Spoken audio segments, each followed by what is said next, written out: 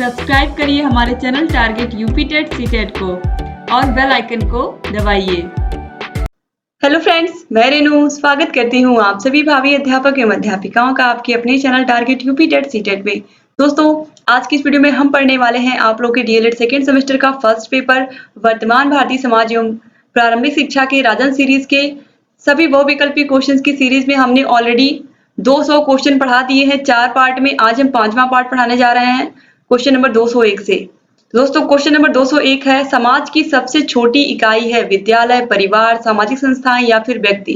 समाज की सबसे छोटी इकाई होती है परिवार। तो ऑप्शन बा जो है ये बिल्कुल सही है।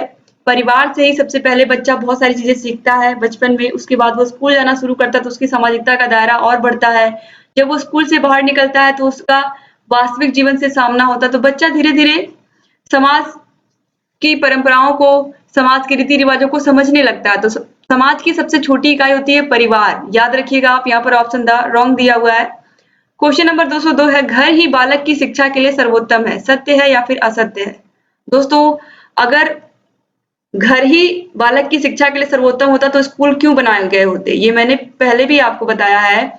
घर तो शिक्षा, बच्चे की जो प्राथमिक पाठशाला होती है, बच्चा जो चीजें प्राथमिक चीजें सीखता है अपने परिवार से सीखता है, उसके माता पिता उसको सिखाते हैं, उसकी प्रथम गुरु उसकी माता होती है, आपको पता है। लेकिन बालक को औपचारिक शिक्षा लेने के लिए घर से बाहर निकलना पड़ता है, विद्यालय में जाना पड़ता है। विद्यालय में जाने के बाद वो समूह में बहुत सारी चीजें सीखता है बच्चा, सहयोग की भावना, एकता की भावना, लोगों की मदद करने की भावना, ये सब स्कूल में जाकर के बच्चा सीखता है। तो कहीं ना कहीं स्कूल भी बहुत जरूरी है। तो घर ही बालक की शिक्षा के लिए सर्वोत्तम स्थान है, ये कहना उचित नहीं होगा, क्योंकि विद्यालय का भी तो बहुत बड़ा योगदान है बच्चे के सर्वांगीण विकास के लिए, आप सभी लोगों को ऑलरेडी पता है। तो यहाँ पर दोस्तों ऑप्शन बा होगा। इसके बाद क्वेश्चन नंबर 203 है, जनसंचार के साधनों को मुख्यतः कितने भागों में बांटा जा सकता है, 1, 2, 3 या फिर 4। जनसंचार के साधनों को मुख्यतः 3 भागों में बांटा गया है। ऑप्शन सा बिल्कुल सही है, जैसे कि पत्र पत्रिकाएं आती हैं, रेडियो, टेलीविजन, ये सभी क्या जनसंचार के साधन हैं। कुछ को हम क्या कर सकते हैं, अपनी आंखों से देख सकते हैं। इसके अलावा कुछ ऐसे हैं जिनको हम सुन सकते हैं, और कुछ ऐसे हैं जिनको हम देख भी सकते हैं और सुन भी सकते हैं। इसलिए जनसंचार के साधन कितने हो गए, 3 हो गए। इसके बाद क्वेश्चन नंबर 204 है, कोठारी आयोग का गठन कब किया गया। आप सभी को पता है कोठारी आयोग का गठन 1964 में किया गया, और इसके जो अध्यक्ष थे वो थे दौलत सिंह कोठारी जी। क्वेश्चन नंबर 205 है, राष्ट्रीय बाल श्रम नीति कब घोषित की गई, 1972 में, 1980 में, 1987 में या फिर 1990 में। राइट आंसर है ऑप्शन सा 1987 में। राष्ट्रीय बाल श्रम नीति 14 अगस्त 1987 को घोषित कर दी गई थी। इसके बाद क्वेश्चन नंबर 206 है, पारिस्थितिकी असंतुलन का एक महत्वपूर्ण गति कारक है, रोजगार में वृद्धि, तीव्र जनसंख्या वृद्धि, सुविधाएं या फिर इनमें से कोई नहीं। दोस्तों, राइट आंसर है ऑप्शन बा, तीव्र जनसंख्या वृद्धि। क्वेश्चन नंबर 207 है, जनसंख्या वृद्धि पर नियंत्रण का उपाय है, शोध, आर्थिक क्रियान्वयन, शिक्षा या फिर महामारी। राइट आंसर है ऑप्शन सा, शिक्षा। क्वेश्चन नंबर 208 है, जातिवाद का उद्गम स्रोत है, धर्म, जाति, व्यवसाय या फिर इनमें से कोई नहीं। दोस्तों, जातिवाद का उद्गम स्रोत ही जातियां ही हैं, तो ऑप्शन बा जो है ये बिल्कुल राइट आंसर है। क्वेश्चन नंबर 209 है, सांप्रदायिकता उन्मूलन के लिए प्रमुख भूमिका अदा कर सकता है, समाज सुधार, प्रचार प्रसार, शिक्षा या फिर मीडिया। सांप्रदायिकता उन्मूलन के लिए सबसे प्रमुख भूमिका शिक्षा अदा कर सकती है। जब पढ़े लिखे व्यक्ति होंगे, शिक्षित व्यक्ति होंगे, तो उन्हें भी पता है हमारे देश में सभी को समान रूप से अधिकार प्राप्त हैं, और संविधान ने चाहे कोई पुरुष हो स्त्री हो, सबको क्या है, बराबर का दर्जा दिया है, किसी को कम या ज्यादा का दर्जा नहीं दिया है, बल्कि सभी क्या है, बराबर हैं। क्वेश्चन नंबर 210 है, निम्न में से कौन सा भौतिक प्रदूषक नहीं है, सामाजिक प्रदूषक, वायु प्रदूषक, जल प्रदूषक या फिर मृदा प्रदूषक। दोस्तों, राइट आंसर है ऑप्शन आ, सामाजिक प्रदूषक। बाकी वायु प्रदूषण भी आपको दिखता है, जल प्रदूषण भी आप देख सकते हैं, पानी गंदा दिखता है, मृदा प्रदूषण भी आपको पता है, मिट्टी में जब गंदगी आ जाती है उसमें, इसको आप जांच करा करके भी देख सकते हो। लेकिन यहाँ पर जो सामाजिक प्रदूषण है ये दिखता नहीं है, लेकिन बहुत घातक होता है, आपको भी पता है। तो सामाजिक प्रदूषण को दूर करना भी बहुत जरूरी है। जो हमारे समाज में कुरीतियां हैं, जिनकी अब कोई आवश्यकता नहीं हमारे देश में, वो भी हमारे देश में पनप रही हैं। क्वेश्चन नंबर 211 है, जल संरक्षण की बिरडा पद्धति प्रचलित है गुजरात में, उत्तर प्रदेश में, केरल में या फिर तमिलनाडु में? आप सभी को पता है राइट आंसर क्या है, ऑप्शन आ गुजरात। क्वेश्चन नंबर 212 है, गंगा कार्य योजना की शुरुआत की गई 1970 में, 1975 में, 1985 या फिर 1990? दोस्तों राइट आंसर है ऑप्शन सा 1985 में। क्वेश्चन नंबर 213 है, वैश्वीकरण के उद्देश्य हैं उदारीकरण, निजीकरण, संतुलित विकास या फिर उपयुक्त सभी? दोस्तों वैश्वीकरण के अंतर्गत ही ये सभी चीजें आती हैं, संतुलित विकास भी आता है, उदारीकरण भी आता है, निजीकरण भी आता है, इसीलिए ऑप्शन द बिल्कुल राइट आंसर है। क्वेश्चन नंबर 214 है, निम्नलिखित में से प्रकृतिवाद का संस्थापक कौन है? अरस्तु, प्लेटो, रूसो या फिर ओटावे? प्रकृतिवाद के संस्थापक हैं रूसो, मैं बार बार आप लोगों को बता चुकी हूँ ये बात। क्वेश्चन नंबर 215 है, प्रकृतिवाद को शिक्षा में चरमोत्कर्ष प्रदान किया कामेनियस ने, टी.एच. हक्सले ने, रूसो ने या फिर बेकन ने? दोस्तों प्रकृतिवाद का सबसे अधिक समर्थक अगर कोई था तो वो था रूसो, इसलिए राइट आंसर हो जाएगा ऑप्शन सा रूसो। क्वेश्चन नंबर 216 है, प्रकृतिवाद का श्रेष्ठ योगदान शिक्षा के किस क्षेत्र में है? उद्देश्य, शिक्षण विधि, पाठ्यक्रम या फिर अनुशासन? दोस्तों जो प्रकृतिवाद शिक्षा है, प्रकृतिवादी जो मनोवैज्ञानिक है, उनका कथन था कि बच्चा करके सीखता है, तो करके सीखना क्या, ये शिक्षण विधि है, और इसी शिक्षण विधि में क्या है, इनका विशेष योगदान है। किसका? प्रकृतिवाद के जो मनोवैज्ञानिक हैं उनका, क्योंकि इन्होंने ही कहा है कि बच्चा जब खुद से करेगा प्रकृति में जा करके तो वो बहुत कुछ सीखेगा, तो ये करके सीखना शिक्षण विधि हमें प्रकृतिवाद ने दी है। क्वेश्चन नंबर 217 है, निम्नलिखित में से कौन प्रकृतिवादी है? सुकरात, स्पेंसर, हर्बर्ट या फिर प्लेटो? राइट आंसर है ऑप्शन बा स्पेंसर।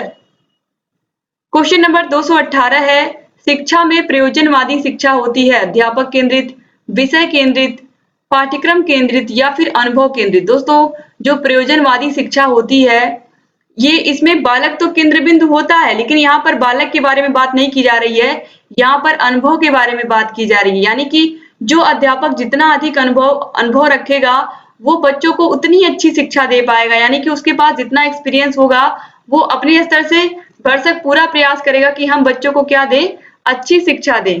तो इसीलिए यहाँ पर दोस्तों जो राइट आंसर है वो है ऑप्शन द, यानी कि अनुभव केंद्रित शिक्षा में प्रयोजनवादी शिक्षा होती है अनुभव केंद्रित। क्वेश्चन नंबर 219 है, प्रयोजनवाद का जन्म स्थान कहाँ है? ब्रिटेन, भारत, यूरोप या फिर अमेरिका? राइट आंसर है option the America. Question number 220 है, पांडिचेरी में किस महान शिक्षा शास्त्री ने आश्रम की स्थापना की? महात्मा गांधी, स्वामी विवेकानंद, आचार्य विनोबा भावे या फिर श्री अरविंद घोष? राइट आंसर है दोस्तों ऑप्शन द श्री अरविंद घोष। स्वामी विवेकानंद जी ने रामकृष्ण मिशन की स्थापना की थी, आपको पता है, और पांडिचेरी में श्री अरविंद घोष जी ने आश्रम की स्थापना की थी। क्वेश्चन नंबर 221 है, शिक्षा से मेरा अभिप्राय बालक और मनुष्य मस्तिष्क और आत्मा में पाए जाने वाले सर्वोत्तम गुणों का चतुर्मुखी विकास। यह कथन किसका है? महात्मा गांधी, विवेकानंद, शंकराचार्य या फिर टैगोर? राइट आंसर है ऑप्शन अ महात्मा गांधी। क्वेश्चन नंबर 222 है, सत्यार्थ प्रकाश पुस्तक के लेखक हैं स्वामी दयानंद, विवेकानंद, शंकराचार्य या फिर टैगोर? राइट आंसर है ऑप्शन आ स्वामी दयानंद। सत्यार्थ प्रकाश पुस्तक इन्होंने लिखी थी। क्वेश्चन नंबर 223 है, अविद्या का नाश और विद्या की वृद्धि करनी चाहिए, इस विचार से 1902 में गुरुकुल कांगड़ी की स्थापना की। वृंदावन और ज्वालापुर में गुरुजनों की स्थापना की। यह किसने कहा? दयानंद ने, स्वामी दयानंद ने, श्री अरविंद ने या फिर गांधी जी ने? आप देख सकते हैं यही दो बार यहाँ पर दिया गया है ऑप्शन में, तो राइट आंसर दोस्तों स्वामी दयानंद हो जाएगा। क्वेश्चन नंबर 224 है, वर्ष 1901 में शांति निकेतन की स्थापना रविंद्रनाथ टैगोर ने की थी। किस स्थान पर की थी? कलकत्ता में, बंबई में, दार्जिलिंग में या फिर बोलपुर में? दोस्तों शांति निकेतन बोलपुर पश्चिम बंगाल में है, तो यानी कि पश्चिम बंगाल में ही कलकत्ता भी है, लेकिन कलकत्ता राजधानी ही आप सभी को पता है पश्चिम बंगाल की, लेकिन पश्चिम बंगाल के बोलपुर में है। जो रविंद्रनाथ टैगोर जी का शांति निकेतन भवन है वो कहाँ पर स्थित है? पश्चिम बंगाल के बोलपुर में। राइट आंसर है ऑप्शन द। क्वेश्चन नंबर 225 है, डॉक्टर राधाकृष्णन कमीशन की नियुक्ति सन 1948 में क्यों की गई थी? इसका क्या रीजन है? प्राथमिक शिक्षा के सर्वेक्षण के लिए, मुख्यतः विश्वविद्यालय शिक्षा का सर्वेक्षण करने हेतु, माध्यमिक शिक्षा के विकास के लिए या फिर देश में विकास के लिए। दोस्तों राइट आंसर है ऑप्शन ब, मुख्यतः विश्वविद्यालय शिक्षा का सर्वेक्षण करने हेतु, क्योंकि जो डॉक्टर राधाकृष्णन समिति बनाई गई थी 1948 में, इसका मेन उद्देश्य था विश्वविद्यालय शिक्षा में सुधार करना। क्वेश्चन नंबर 226 है, माध्यमिक शिक्षा आयोग 1953 का दूसरा नाम है। शिक्षा आयोग, मुदालियर आयोग या मुदालियर कमीशन, विश्वविद्यालय आयोग या फिर कोठारी शिक्षा आयोग। दोस्तों 1953 में माध्यमिक शिक्षा आयोग बना था, कहीं कहीं 1952 भी आपको मिलेगा, तो आप कंफ्यूज मत होइएगा। तो इसके अध्यक्ष थे डॉक्टर, यहाँ पर आप देखिए मुदालियर लक्ष्मण स्वामी मुदालियर।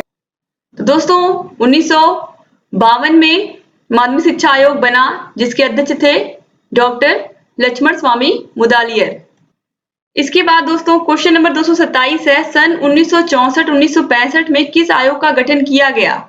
माध्यमिक शिक्षा आयोग, राधाकृष्णन कमीशन का, कलकत्ता विश्वविद्यालय आयोग या फिर कोठारी आयोग का। आपको पता है कि 14 जुलाई 1964 को कोठारी आयोग का गठन किया गया और इसके अध्यक्ष थे दौलत सिंह कोठारी। ऑप्शन द बिल्कुल सही है। क्वेश्चन नंबर 228 है, राष्ट्रीय शिक्षा नीति 1986 में संशोधन किस सन में किया गया? 1988 में, 1990 में, 1992 में या फिर 1996 में? दोस्तों राष्ट्रीय शिक्षा नीति 1986 में संशोधन 1992 में, आप सभी को पता है 1992 में एसपाल समिति बनाई गई थी। 1986 में जो राष्ट्रीय शिक्षा नीति आई थी, नई राष्ट्रीय शिक्षा नीति आई थी, इसी में संशोधन के लिए आप सभी लोगों को पता है। और जो एसपाल समिति बनाई गई थी, इसमें बस्ते के बोझ पर भी बात की गई थी कि बच्चों पे बर्डन ना पड़े बहुत अधिक किताबों का। इसके बाद क्वेश्चन नंबर 229 है, राम मूर्ति समिति 1990 में क्यों गठित की गई? विश्वविद्यालय शिक्षा में सुधार के लिए, बालकों के पाठ्यक्रम का बोझ कम करने के लिए, राष्ट्रीय शिक्षा नीति की समीक्षा हेतु या फिर माध्यमिक शिक्षा के व्यावसायीकरण हेतु? दोस्तों जो राष्ट्रीय शिक्षा नीति 1986 में बनी थी, इसी की समीक्षा के लिए। तो आप याद रखिएगा, कभी भी अगर एग्जाम में क्वेश्चन पूछता है राष्ट्रीय शिक्षा नीति 1986 की समीक्षा हेतु कौन सी समिति गठित हुई थी, तो राइट आंसर हो जाएगा डॉक्टर राम मूर्ति समिति। ठीक है, तो यहाँ पर ये ऑप्शन तो सही हो गया। राम मूर्ति समिति क्यों गठित की गई थी?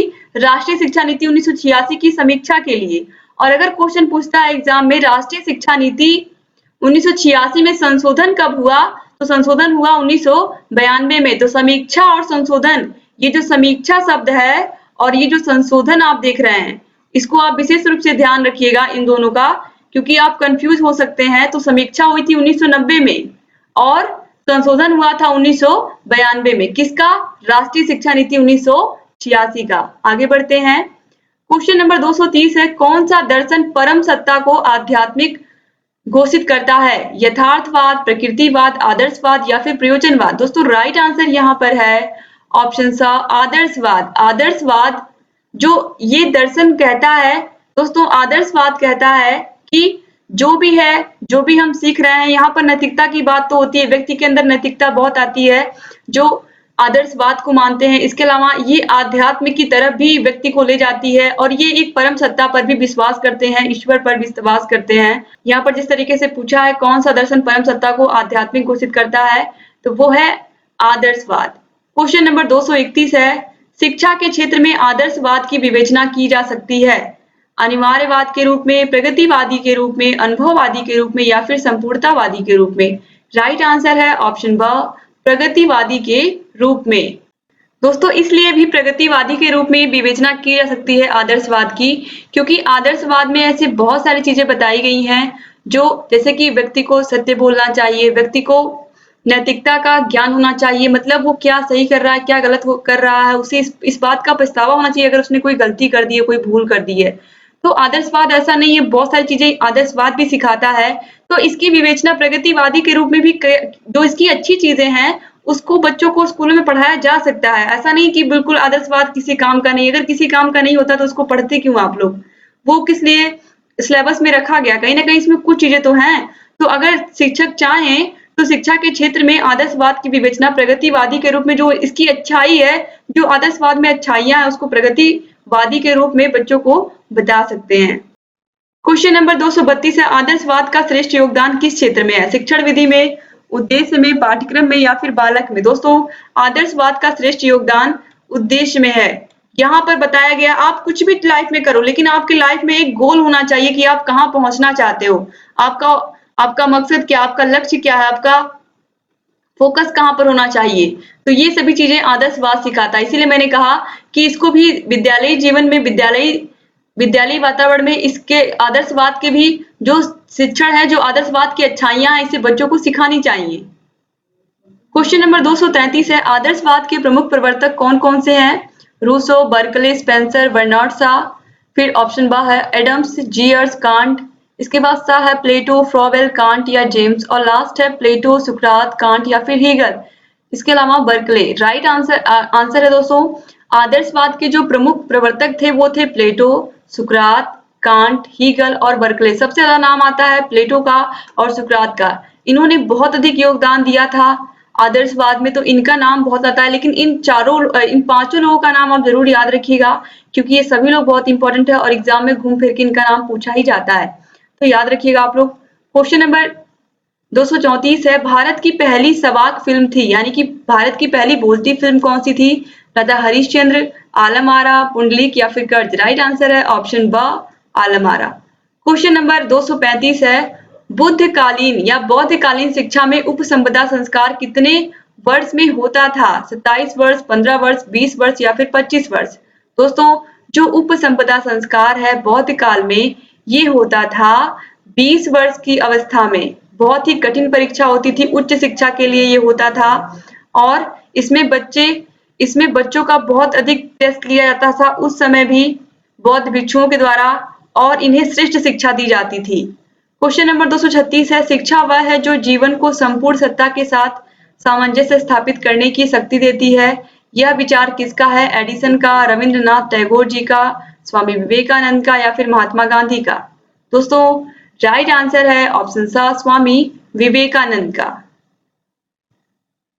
क्वेश्चन नंबर 237 है, निम्नलिखित में से कौन सा दूरस्थ शिक्षा के अंतर्गत नहीं आता है? इसमें व्यक्ति अपने ही स्थान पर सीखता है, अपने घर में रहकर ही सीखता है। इसमें संचार माध्यमों का प्रयोग होता है, बिल्कुल सही, क्योंकि इसमें कंप्यूटर की मदद से, लैपटॉप की मदद से आप पढ़ाई करते हो, जो दूरस्थ शिक्षा होती है। इसमें शिक्षा कक्षा के वातावरण से बाहर दी जाती है। आप सभी लोगों को पता है, जब आप कंप्यूटर से कुछ चीजें सीख रहे हो घर पर बैठ करके, तो ये क्या है? इसमें कक्षा का वातावरण, जिस तरीके से आप घर में बैठ करके पढ़ाई कर रहे हो, वैसे आप कक्षा में भी बैठ करके पढ़ाई कर पाओगे? शायद नहीं। तो यहाँ पर यही सब चीजें हैं जो डिफरेंस करती हैं आपके ऑनलाइन स्टडी में और आपके ऑफलाइन स्टडी में। इसके अलावा इसमें समय व स्थान का बड़ा महत्व है। दोस्तों, जो दूरस्थ शिक्षा होती है, इसमें व्यक्ति किसी भी स्थान पर रह करके सीख सकता है। उसका जब मन किया उसने पढ़ाई शुरू कर दी, जिस प्रकार से आप लोग YouTube के माध्यम से हमसे पढ़ रहे हैं। इसमें संचार माध्यमों का प्रयोग होता है, बिल्कुल सही। इसमें आप मोबाइल से पढ़ते हैं, लैपटॉप से, कंप्यूटर, आपके पास जो भी संसाधन है आप उससे पढ़ते हैं। इसमें शिक्षा कक्षा के वातावरण से बाहर दी जाती है। आप सभी लोग कक्षा के बाहर ही रह करके पढ़ रहे हैं, तो इसीलिए यहाँ पर राइट आंसर होगा ऑप्शन द। इनमें समय व स्थान का बड़ा महत्व ऐसा बिल्कुल नहीं है। आप किसी भी समय, किसी भी स्थान पर जहां आपका मन किया आपने पढ़ाई शुरू कर दी। क्वेश्चन नंबर 238 है, गांधी जी ने बालकों को शिक्षा प्रदान के लिए कितनी शिक्षण पद्धतियों पर बल दिया? 3, 5, 4 या फिर 2। राइट आंसर है ऑप्शन सा, 4 पद्धतियों पर। क्वेश्चन नंबर 239 है, प्राथमिक शाला में भाषा शिक्षा नामक पुस्तक किसने लिखी? रविंद्रनाथ टैगोर जी ने, गिजुभाई बधेका ने, स्वामी विवेकानंद ने या फिर महात्मा गांधी ने। राइट आंसर है दोस्तों ऑप्शन ब, गिजुभाई बधेका जी ने। 2015 में ये क्वेश्चन पूछा गया है। क्वेश्चन नंबर 240 है, शिक्षण में आत्म उदाहरण, अनुसरण, निर्देशन, अभ्यास व चिंतन का समावेश कर भिन्न भिन्न पद्धतियों को अपनाने पर किस शिक्षाविद ने बल दिया? रविंद्रनाथ टैगोर जी ने, फ्रॉवेल ने, डॉक्टर राधाकृष्णन ने या फिर गिजुभाई बधेका ने। दोस्तों, राइट आंसर यहाँ पर है ऑप्शन सा, doctor Radha Krishna. Question number 241 है, पाठशाला को एक बाग, शिशु को पौधा व शिक्षक को माली किसने कहा? रूसो, जॉन ड्यूबी, मारिया मांटेसरी या फिर फ्रॉवेल। आप सभी को इसका आंसर पता है, 2015 में भी पूछा गया है, 2019 में भी पूछा गया है। आप सभी लोगों को पता है कि शिशुओं को पौधा या फूल और शिक्षक को माली की संज्ञा किसने दी है? फ्रॉवेल ने दी है। और फ्रॉवेल ने इसे क्या नाम दिया है विद्यालय को? बाल उद्यान, किंडर गार्डन। एग्जाम में पूछ लेता है किंडरगार्टन पद्धति के जनक कौन है, तो फ्रॉवेल हैं। या बाल उद्यान भी पूछता है तो भी राइट आंसर वही होंगे। क्वेश्चन नंबर 242 है, मांटेसरी शिक्षण प्रणाली में पाठ्यक्रम को कितने भागों में विभक्त किया गया है? 3, 2, 6 या फिर 5? दोस्तों, मांटेसरी शिक्षण प्रणाली में पाठ्यक्रम को 3 भागों में बांटा गया है। कितने भागों में? 3 भागों में। पहला भाग क्या है? कर्मेंद्रियों की शिक्षा, जिसमें बच्चों को उठना, बैठना, घूमना, दौड़ना, कपड़े पहनना ये सब सिखाया जाता है। फिर है ज्ञानेंद्रियों की शिक्षा। ज्ञानेंद्रियों की शिक्षा में दोस्तों इसमें जो हमारी ज्ञानेंद्रियां होती हैं, आंख, कान, नाक, जीभ, त्वचा, इन सभी का बेहतर उपयोग करने की बात की गई है। ठीक है। इसके बाद जो तीसरा है वो है पढ़ने लिखने व गणित की शिक्षा, यानी कि बच्चों को जो भी दिक्कत है पढ़ने लिखने में या गणित में उसको भी सुधारा जाए। तो ये सभी चीजें मारिया मांटेसरी जी ने बताई। ये तीनों चीजें बहुत ही महत्वपूर्ण हैं, आप इनको याद भी रख सकते हैं।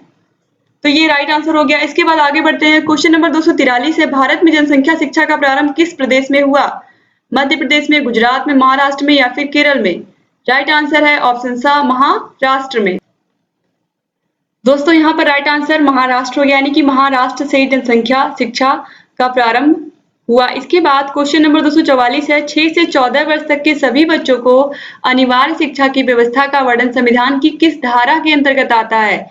यहाँ पर आप विशेष ध्यान दीजिएगा, जब धारा पूछेगा तो राइट आंसर हो जाएगा धारा 45। कितना? धारा 45। और जब अनुच्छेद पूछेगा, किस अनुच्छेद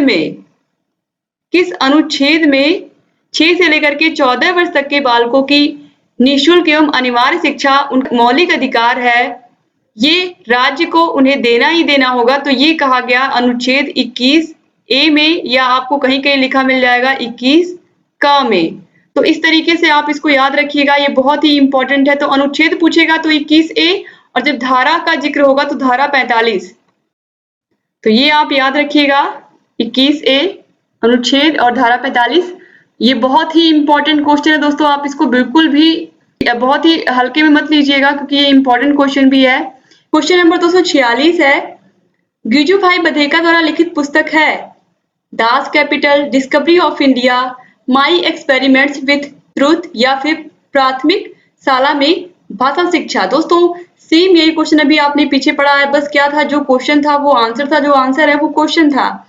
प्राथमिक शाला में भाषा शिक्षा किसने लिखी है? तो आपने राइट आंसर लगाया था गिजुभाई बधेका, और यहाँ पर क्वेश्चन पूछ लिया है गिजुभाई बधेका द्वारा लिखित पुस्तक है, तो राइट आंसर हो जाएगा ऑप्शन द प्राथमिक शाला में भाषा शिक्षा।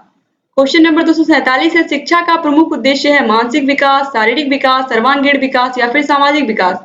आप लोग बचपन से पढ़ते हुए आ रहे हैं, शिक्षा का प्रमुख उद्देश्य है बच्चे का सर्वांगीण विकास करना, सभी प्रकार से विकास करना, चाहे सामाजिक विकास हो, मानसिक विकास हो। तो राइट आंसर हो जाएगा ऑप्शन सा, सर्वांगीण विकास। क्वेश्चन नंबर 248 है, शिक्षक द्वारा छात्रों में राष्ट्रीय सद्भावना का विकास किया जा सकता है दंड देकर, पुस्तकों को पढ़ाकर, शिक्षकों द्वारा स्वयं इसका अमल करके या फिर समझा करके? राइट आंसर है ऑप्शन सा, शिक्षकों द्वारा स्वयं इसका अमल करके। तो शिक्षक खुद उस पर अमल नहीं करेंगे तब तक बच्चे नहीं सीखेंगे। इसलिए बहुत जरूरी है कि अगर टीचर बच्चों को कुछ सिखा रहा है तो पहले खुद उन चीजों का, उन आदतों को फॉलो करें, अच्छी चीजों को सीखें, तभी उनके पीछे पीछे बच्चे भी उन चीजों को सीखेंगे। 2019 में ये क्वेश्चन पूछा गया, आप देख सकते हैं। क्वेश्चन नंबर 249 है, महात्मा गांधी के दर्शन के अनुसार छात्रों की क्रियाशीलता के लिए पाठ्यक्रम में आवश्यक है भूगोल विषय, हस्तकला विषय, इतिहास विषय या फिर विज्ञान विषय? राइट आंसर है ऑप्शन ब, हस्तकला विषय। बहुत ही इंपॉर्टेंट क्वेश्चन है ये दोस्तों। इसके बाद क्वेश्चन नंबर 250 है, शिक्षा में निस्यंदन सिद्धांत किसने दिया? आप सभी को पता है निस्यंदन सिद्धांत किसने दिया है। 2017-2019 में ये क्वेश्चन पूछा गया है। लॉर्ड मैकाले ने निस्यंदन का सिद्धांत दिया था। इनका कहना था कि समाज के उच्च वर्ग के मुट्ठी भर लोगों को अच्छी शिक्षा दी जाए और उन्हीं लोगों से शिक्षा छन छन करके समाज के निचले वर्ग तक पहुंचेगी। तो ये इनकी शिक्षा नीति थी डॉक्टर मैकाले जी की, लॉर्ड मैकाले जी की, जो कि एक अंग्रेज थे। क्वेश्चन नंबर 251 है, ऐसी शिक्षा जिसमें किसी निश्चित समय पाठ्यक्रम विद्यालय की आवश्यकता नहीं होती है उसे क्या कहते हैं? औपचारिक शिक्षा, अनौपचारिक शिक्षा, वैकल्पिक शिक्षा या फिर सतत शिक्षा? ऐसी शिक्षा जिसमें ना तो किसी निश्चित स्थान की आवश्यकता है, ना पाठ्यक्रम की आवश्यकता है, ना विद्यालय की आवश्यकता है, पाठ्यक्रम की भी आवश्यकता नहीं है, तो ऐसी शिक्षा को हम क्या कहते हैं दोस्तों? अनौपचारिक शिक्षा कहते हैं, जो कि हम घर से बाहर रह के, यानी कि स्कूल के बाहर जो चीजें हम सीखते हैं वो किसमें आती हैं? अनौपचारिक शिक्षा के अंतर्गत आती हैं। क्वेश्चन नंबर 252 है, सीखने के लिए स्वतंत्रता एवं निरंतरता आवश्यक है। यह विचार किसका है? फ्रॉवेल का, हल का, डाल्टन का या फिर सिम्पसन का? दोस्तों राइट आंसर यहाँ पर है ऑप्शन आ, फ्रॉवेल। सीखने के लिए स्वतंत्रता एवं निरंतरता दोनों आवश्यक है। आप स्वतंत्र रहोगे और आप निरंतर उस कार्य को करोगे तभी आप उसको सीख पाओगे। क्वेश्चन नंबर 253 है, जॉन ड्यूबी द्वारा लिखित पुस्तक है द रिपब्लिक, दास कैपिटल, सीमार्क या फिर डेमोक्रेसी एंड एजुकेशन? दोस्तों उम्मीद करती हूँ कि आप लोगों को वीडियोस अच्छी लग रही होंगी। अभी मैं इसका आंसर भी आपको बता देती हूँ। उससे पहले मैं आपको याद दिला दूं कि अगर अभी तक आपने हमारे चैनल को सब्सक्राइब नहीं किया है तो प्लीज सब्सक्राइब कर दीजिए। नीचे आपको लाल कलर का बटन दिख रहा होगा, सब्सक्राइब लिखा होगा, उसको क्लिक करिए और बगल में आपको एक घंटी बनी हुई दिख रही होगी, उसको भी प्रेस कर दीजिए ताकि हम जो भी नई वीडियोस बनाते हैं उसका नोटिफिकेशन आप लोगों के पास समय से पहुंचे और आप सभी वीडियोस से हमारे अपडेट रहें। दोस्तों उम्मीद करती हूँ कि आपको हमारे वीडियोस अच्छे लग रहे होंगे और आपको लाभ भी कर रहे होंगे। वीडियोस अच्छे लग रहे होंगे तो प्लीज इसको वीडियो को लाइक कर दिया करिए और अपने अच्छे प्यारे प्यारे कमेंट्स आप लोग जरूर किया करिए। आपके कमेंट्स, आपके लाइक हमें बहुत मोटिवेट करते हैं कि लगातार आप लोगों के लिए अच्छे से वीडियोस बनाते रहें और लगातार आप लोगों को ऐसे ही हम मोटिवेट भी करते रहें अपनी बातों से, आपको पढ़ाई के लिए, आपको आपके फ्यूचर के लिए। दोस्तों आपके सभी विषयों के हमने प्लेलिस्ट की लिंक डिस्क्रिप्शन बॉक्स में दे दी है, कमेंट बॉक्स में भी दे दी है। इसके अलावा टेलीग्राम चैनल से भी आप जुड़ जाइए। टेलीग्राम चैनल से आप जुड़ेंगे तो आपको बहुत सारा फायदा होगा क्योंकि टेलीग्राम चैनल पर आपको सभी वीडियोस मिलती हैं। सभी वीडियोस, अगर मान लीजिए किसी वीडियो का नोटिफिकेशन आपके पास नहीं भी गया, क्योंकि एक दिन में केवल 3 ही वीडियोस की नोटिफिकेशन जाती है, तो कभी-कभी ऐसा होता है कि किसी वीडियो की नहीं जा पाती है। तो अगर आप टेलीग्राम चैनल से जुड़े हैं तो आपको सभी विषयों की पीडीएफ यहाँ पर मिल जाती है, सभी विषयों के वीडियोस मिल जाते हैं। तो इसलिए आप जरूर जुड़ जाइए और यहाँ पर आपको साइड में कोने में एक आई बटन दिख रहा होगा, इस पर भी आप क्लिक करेंगे तो आपको सभी विषयों के प्लेलिस्ट की लिंक खुली हुई मिल जाएगी। सभी विषयों के क्लासेस आप अटेंड कर सकते हैं, सभी विषयों के इंपॉर्टेंट क्वेश्चंस, सभी विषयों के राजन सीरीज, सभी विषयों के पवन सीरीज आपको सब मिलेंगे हमारे चैनल पर। तो बस ऐसे ही बने रहिए। अब चलिए यहाँ पर हम इसका आंसर देख लेते हैं। जॉन ड्यूबी द्वारा रचित पुस्तक, तो जॉन ड्यूबी द्वारा रचित पुस्तक है democracy and education. Option the बिल्कुल सही है। यहाँ पर द रिपब्लिक दिया हुआ है, द रिपब्लिक आप सभी को पता है किसकी पुस्तक है। दोस्तों द रिपब्लिक लिखी है प्लेटो ने। तो इस तरीके से यहाँ पर जितने भी क्वेश्चन थे आपने सभी को कंप्लीट किया और आप स्वयं देख सकते हैं कि क्वेश्चंस रिपीट होते हैं। 2016 में पूछा गया क्वेश्चन 2019 में पूछा गया है, तो इसलिए आप जरूर क्वेश्चंस को ध्यान दिया करिए, अच्छे से पढ़ते हुए चला करिए और जहाँ कहीं भी कोई भी समस्या है हमसे पूछते हुए रहा करिए, क्योंकि आप सभी को पता है कि आपकी सभी समस्याओं का समाधान target UP TET CTET channel करता आ रहा है और लगातार करता रहेगा। बस ऐसे ही बने रहिए दोस्तों और अपने सभी फ्रेंड्स को कॉलेज ग्रुप में तो इस वीडियो को जरूर शेयर कर दिया करिए, जिससे अधिक से अधिक डीएलएड के प्रशिक्षुओं तक हम पहुंच सके और हमारे डीएलएड के भाई बहन हमसे जुड़ सके और अपनी तैयारी बेहतर बना सके। तो एक बार फिर से आप सभी का बहुत बहुत धन्यवाद दोस्तों। मिलते हैं नेक्स्ट वीडियो में, तब तक अपना ख्याल रखिएगा, अपने परिवार का भी ख्याल रखिएगा। जय हिंद दोस्तों।